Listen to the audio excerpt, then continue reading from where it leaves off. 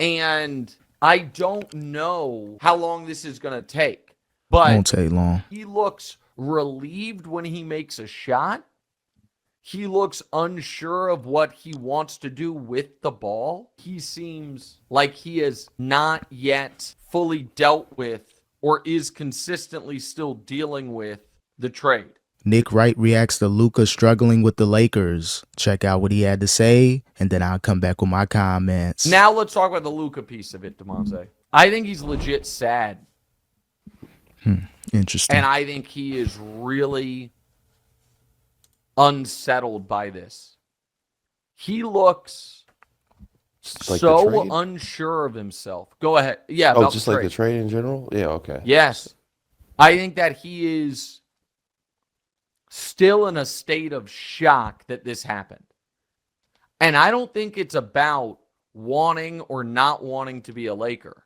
I think it's more about this team that he looked at himself as the leader of, obviously the best player, this franchise that I think he truly believed he might be able to do what Dirk did and play with one team forever. That was the plan. That they traded him under the dark of night and then have done everything they can to just tell the world, we don't believe in you. Yeah, I think there was some shock there with Luka. Looks like he was locked in with Dallas, wanted to be there for his whole entire career. It was reported he bought like a $12 million home in the area. So he was ready to lock in. Don't know his family situation. Believe he has a lady. Don't know if he has kids yet, but it looks like he was ready to settle down within the community and really build out with the Mavs. So when that trade kind of shocked the NBA world, and it looked like it shocked Clutch Sports, Rich Paul, AD, LeBron, everybody. Yeah, I'm sure he still like feel as though he should be in Dallas. Maybe that had something to do with his early struggles with LA. Had a game versus Denver where he finally came alive, 32 points, multiple threes. So hopefully that's the game that kind of gets him on this great path to have a great second half of the season. We thought you were a bad leader, a mediocre teammate, out of shape, all of it.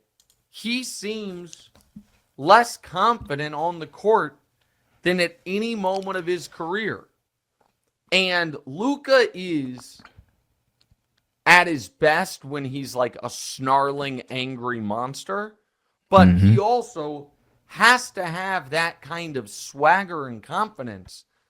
And I just haven't seen it. Well, you got to understand the adjustment period. And plus, he's coming back from an injury. So he has to try to get himself back in game shape, get himself in shape overall. But he's lacking in many different areas, learning a new team, playing with LeBron. So there may be an overreaction in the media, mainstream media, about, is this fit going to work? Is Luka going to be able to work with LeBron James and be a successful duo? The parts on that team are playing great. Austin Reeves, Rui, making a lot of threes, playmaking. So they're doing their thing, but it's all about the others. I'm not worried about Luka and LeBron figuring out, are they going to be able to bring all the other players involved and try to make this team whole?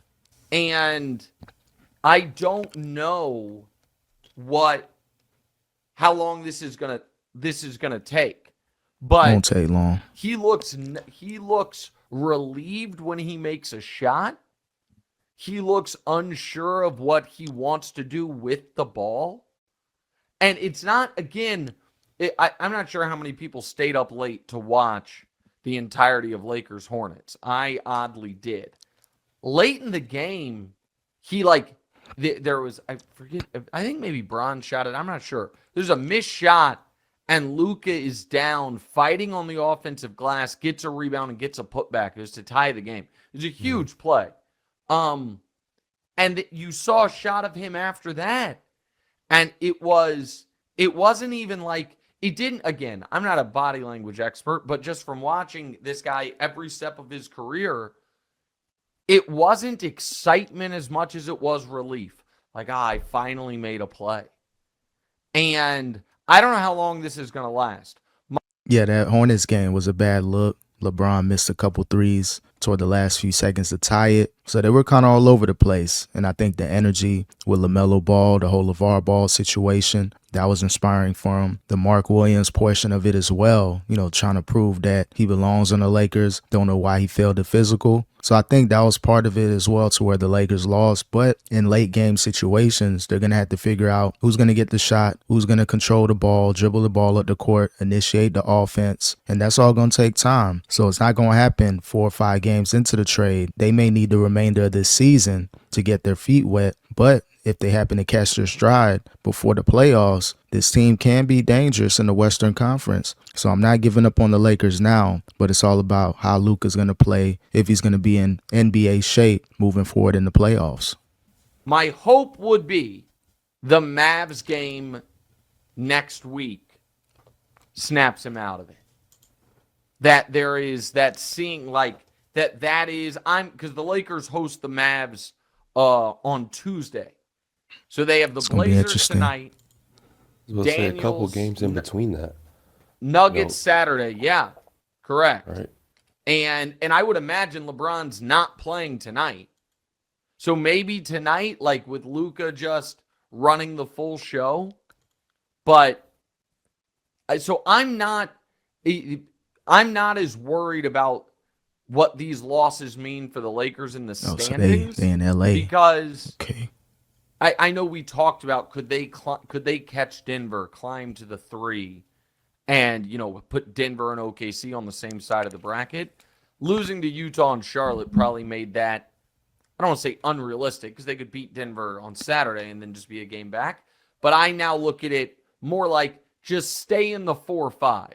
Yeah, if you're the Lakers, you want to be top 6 either way. You don't want to be in a play-in situation because anything can happen. So if the Lakers are 5th or 4th, that's best case scenario. I don't know if they can get to that 3rd seed. Even though they beat Denver, they destroyed them. Don't know if the Lakers are going to be that hot every time from the 3-point line. Don't know what's going to happen with Rui. Looks like he had some injury left in the 4th quarter. So as long as he's good, as long as Luka's in shape, as long as LeBron James doesn't have any injuries or anything involving him, this Lakers should be able to finish 4 or 5 and challenge, in the Western Conference. I feel as though they can beat the 4th or 5th team that they're pairing against in the playoffs, but it's all about that 2nd and 3rd round. That's going to be tough for the Lakers, especially now while you're kind of experimenting, getting used to everybody. But again, I don't think the Western Conference want to see a healthy Lakers that are locked in the playoffs because it could get dangerous. Don't fall to the 6 where you might have to play Denver in round 1. That sounds awful. Nah, Stay you don't in want the 4 that. 5, and then you theoretically get Houston or the Clippers in round 1, and then take your chances with OKC. And again, OKC is a great team, but I think for a team that young, I think they're playing Luka, who beat them last year in the playoffs, and LeBron could be tough. And then see what happens with Denver.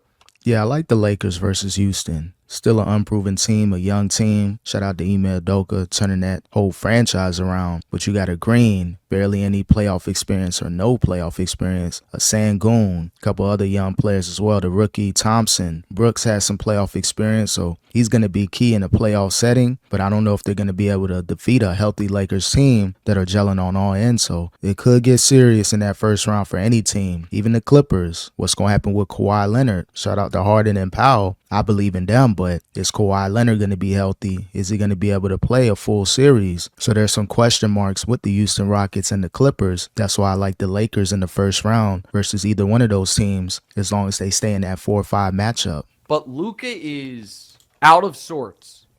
Like, of course. Really, truly out Give him of some sorts. time, bro. And he seems like he has not yet fully dealt with or is consistently still dealing with the trade. At the end of the day, we got to give the Lakers some time, give Luka some time. He got to get in shape. That's going to be the main thing. He's going to have to play these next 20 or 30 games with a purpose, be intentional, knowing that he has to get in shape, not just on the clock, but off the clock as well. That's going to be the good thing with LeBron, seeing LeBron show up to the game 7-8 hours before, doing his little light workouts, getting loose. I think that's going to help Luka take his pregame ritual to the next level and what he's doing off the court. So again, I believe in the Lakers, especially if they can get a key matchup in the playoffs in that first round. Keep the 4th or 5th seed, 6 at the least, avoid the playing game, and I like the Lakers' chances. It all depends on the matchup, but you can't give up on the Lakers, and you can't give up on Luka Doncic.